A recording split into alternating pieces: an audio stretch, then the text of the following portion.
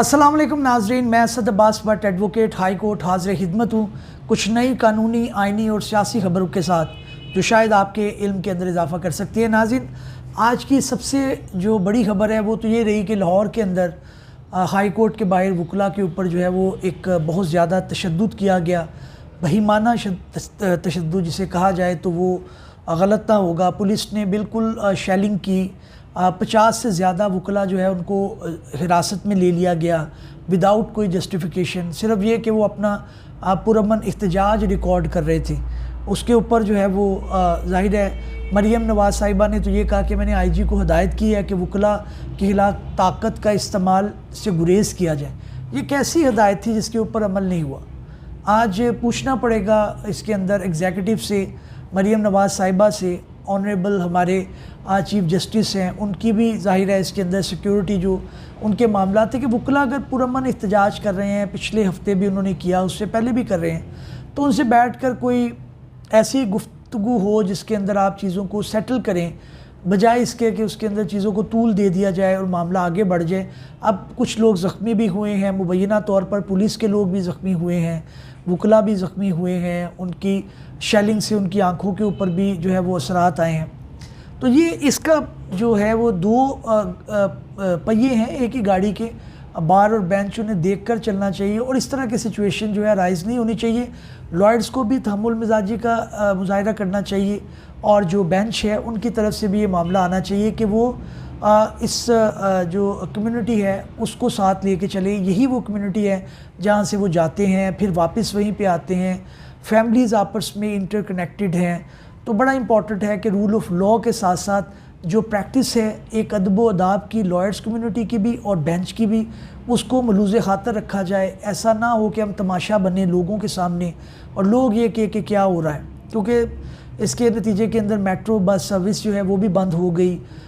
जो लोग अपने बच्चों को स्कूल से लेके जा रहे हैं, वो माल रोड के ऊपर इर्द गिर्द स्कूल भी हैं, हाई कोर्ट के, कैथेड्रल है, कॉन्वेंट है, सेक्रेड हार्ट है।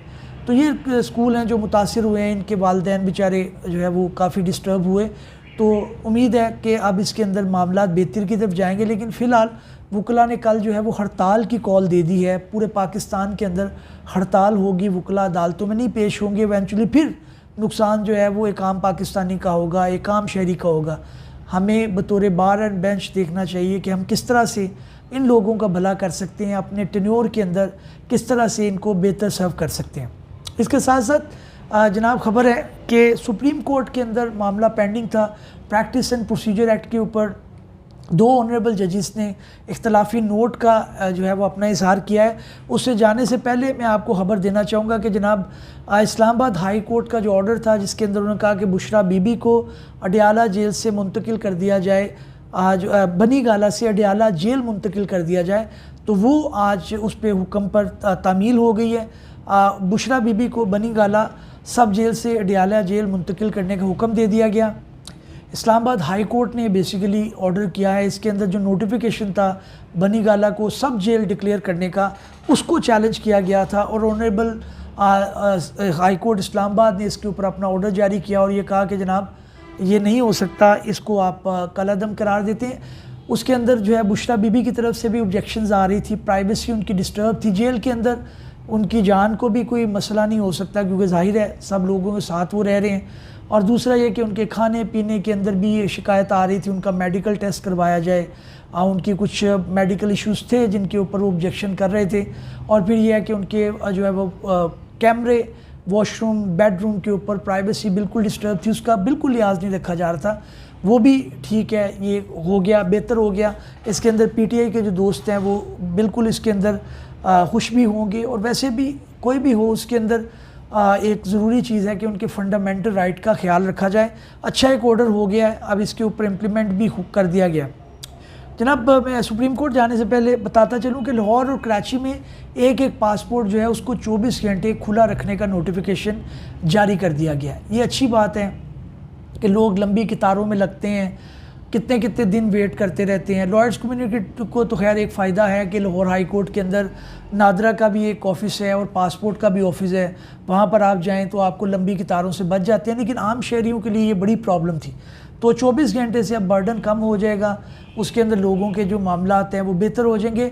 इसका क्रेडिट मोहसिन नकवी साहब जो हैं, जो क्रिकेट बोर्ड के इस टाइम चेयरमैन भी हैं और गालिबन जो है वो एक दूसरा अहदा भी संभाले हुए हैं, उन्होंने ये नोटिफिकेशन किया था और उन्होंने कहा था कि जनाब इसके अंदर लोगों को सहूलत दी जाए। तो अच्छी बात है जनाब, इसके अंदर बेहतर हो गया मामला। अब चलते हैं जनाब सुप्रीम कोर्ट के अंदर। हमारे बहुत ही ऑनरेबल जजेस हैं दो, एक जस्टिस आयशा मलिक साहिबा और दूसरे जो है वो जस्टिस शाहिद वहीद जो है वो, इन दोनों के साथ थोड़ा बहुत काम करने का मौका मिला है और मैंने देखा है कि दोनों ही नहायत मेहनती और कॉम्पिटेंट लॉयर भी थे और एज ए जज भी उन्होंने बड़ी दयानतदारी और बड़ी मेहनत से अपनी जजमेंट को, उसकी इंटरप्रटेशन को दूरस्थ नताइज के साथ देखते हैं। जस्टिस शाहिद वहीद ने प्रैक्टिस एंड प्रोसीजर एक्ट एक आया था, उसके अंदर वो कानून साजी पार्लियामान ने की थी और उसके अंदर उन्होंने कहा कि जनाब जो सो मोटो एक्शन की पावर है उनको किस केस के अंदर सो मोटो लेना है, इसके अंदर एक कमेटी बन जाए, 3 रुकनी कमेटी होगी ऑनरेबल जजेस की सुप्रीम कोर्ट की, वो ये फैसला करेगी। और भी इसके अंदर चीज़ें थी, तो उसको चैलेंज किया गया था। उसके अंदर मेजॉरिटी ने कहा कि ये ठीक है, ये लॉट सही है, इसके ऊपर कोई प्रॉब्लम नहीं है, लेकिन कुछ लोगों ने इख्तलाफ किया। उसके अंदर जस्टिस शाहिद वहीद का आज ऑनरेबल हैं हमारे जज, उन्होंने अपना इख्तलाफी नोट किया। उसके अंदर 3-4 पॉइंट देखने वाले हैं।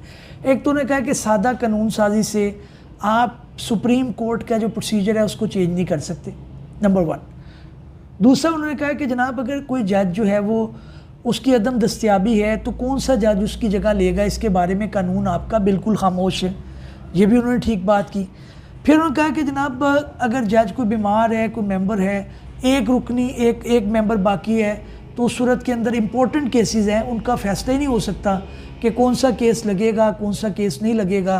तो ये जो आपने कमेटी बनाई है इसकी रिप्लेसमेंट भी क्लियर होनी चाहिए थी। दूसरा उन्होंने यही कहा कि जनाब कि इनके सवालात के जवाब नहीं है कि 184(3) की दरख्वास्त काबिल समाअत होने का फ़ैसला अदालत में ही मुमकिन है। जजिस कमेटी इंतज़ामी तौर पर दरख्वास्त के काबिल समाअत होने ना होने का फ़ैसला नहीं कर सकती। ऑनरेबल कोर्ट ही ये डिसाइड करे कि कौन सा जो है वो 184(3) का लेना है मुकदमा, कौन सा नहीं लेना। अच्छा, इख्तलाफी नोट के अंदर उन्होंने कहा कि तज़ाद इसके अंदर 3-4 सेक्शंस के अंदर हैं। जैसे उन्होंने कहा कि इख्तलाफी नोट में कहा कि प्रैक्टिस एंड प्रोसीजर कानून के सेक्शन 3 और 4 आपस में मतजाद हैं। सेक्शन 3 के मुताबिक 184(3) की बुनियादी हकूक़ का केस का 3 रुकनी बेंच फ़ैसला करेगा। सेक्शन 4 के मुताबिक बुनियादी हकूक़ के मामले की तशरीह 5 रुकनी बेंच ही कर सकता है। एक जगह पे 3 है, एक जगह पे 4 है, तो अब ये तज़ाद है उसके अंदर। इसके अलावा उन्होंने कहा है कि जी कानूनी हुक्मरानी के लिए निज़ाम इंसाफ रीढ़ की हड्डी है, हैसियत रखता है, अदलिया की आज़ादी और ख़ुद मुख्तारी पर समझौता नहीं हो सकता। प्रैक्टिस एंड प्रोसीजर एक्ट का मकसद अदलिया की आज़ादी और उसके अमूर पर कदअन है। तो उन्होंने ये लिखा है, उन्होंने कहा ये सादा कानून साजी से इसका मामला नहीं हल हो सकता। उन्होंने ये इख्तलाफी नोट 5 माह बाद दिया है। इसी तरह से जस्टिस आयशा मलिक ने भी अपना फ़ैसला मोर और लेस, उसके अंदर यही पॉइंट्स हैं। उसके अंदर भी उन्होंने कहा है कि सादा कानून साजी से आप सुप्रीम कोर्ट को इस तरह से कंट्रोल करने वाली बात है कि आप उनको कहें जी कौन सा आप सो मोटो लेंगे, कौन सा नहीं लेंगे। तो ये एक इख्तलाफी नोट आ गए हैं, रिकॉर्ड के ऊपर हैं। अब इसके ऊपर देखते हैं, एकेडमिक डिस्कशन जारी रहेगी। उम्मीद है नाज़रीन हमारी ये काविश आपको पसंद आई होगी। नए भी लोग में हाज़िर खिदमत होंगे, तब तक के लिए इजाज़त दीजिए। अल्लाह हाफ़िज़।